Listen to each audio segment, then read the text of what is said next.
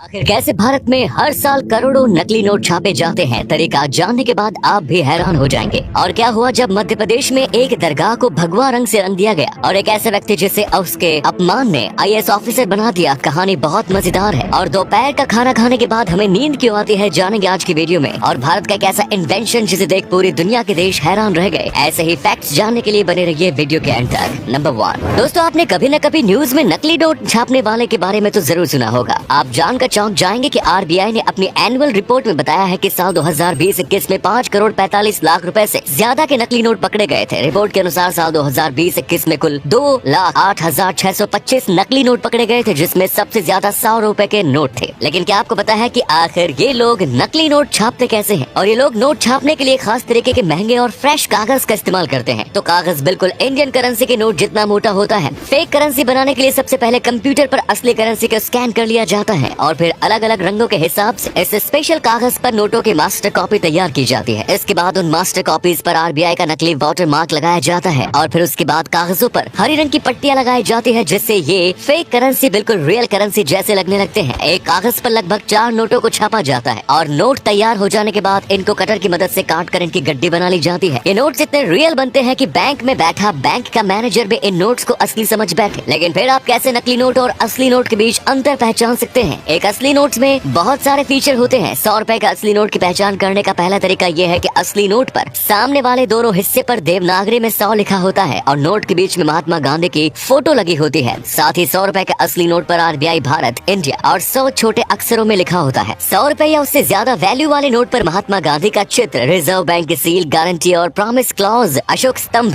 और RBI governor के हस्ताक्षर होते हैं। 200, 500 और 2000 रुपए के नोट पर इनकी वैल्यूज एक रंग बदलने वाली स्याही से लिखा होता है। जब नोट को सीधा रखा जाता है तो इन अंकों का रंग हरा दिखाई देता है, लेकिन जब इन्हें 45 डिग्री के एंगल पर घुमा के देखा जाता है तो ये नीले रंग में दिखते हैं। नंबर 2 मध्य प्रदेश में एक बहुत ही हैरान कर देने वाली घटना हुई। मध्य प्रदेश के नर्मदापुरम जिले में संडे को एक मुस्लिम दरगाह है जहाँ इसकी बहुत ज्यादा मान्यता है। लोग इसे बहुत मानते हैं और वहीं पर इसकी तोड़फोड़ की गई और उसकी दीवारों और गुम्बदों को किसी अनजान इंसान ने भगवा रंग से रंग दिया। अब ये किसने किया और किस मकसद से किया किसी को नहीं पता, लेकिन इससे वहाँ तनाव का माहौल बन गया और लोग बहुत ज्यादा गुस्से में हैं। दोस्तों, आपको क्या लगता है, क्या ये फिर से भारत को तोड़ने की साजिश है? कमेंट्स में जरूर बताएं। नंबर 3 आखिर कैसे अपमान ने एक बच्चे की जिंदगी बदल दी, जो बच्चा आज भारत का IAS ऑफिसर है। असल में एक बार एक बच्चा अपने दोस्त के साथ उसके घर जाता है। उसके दोस्त के घर पर जब उसके दोस्त के पिता को ये पता चलता है कि उसके पापा रिक्शा चलाते हैं तो फिर वो उस बच्चे को बेइज्जती करके घर से धक्का मार कर निकाल देते हैं। वो कहते हैं कि इतने गरीब होकर तुम्हारी हिम्मत कैसे हुई हमारे घर में घुसने की। इस अपमान के बाद वो बच्चा कुछ हफ्तों तक सोचता रहा कि आखिर इसमें उसका क्या कसूर है कि वो गरीब पैदा हुआ। उस बच्चे ने मन में ठान लिया कि वो भविष्य में कुछ ऐसा करके दिखाएगा जिससे वो अपने साथ हुए उस अपमान को अवसर में बदल सके, और वैसा ही हुआ। वो बच्चा आज भारत का एक IAS ऑफिसर है जिनका नाम गोविंद जायसवाल है। दोस्तों, इनके लिए वीडियो को एक लाइक तो बनता है।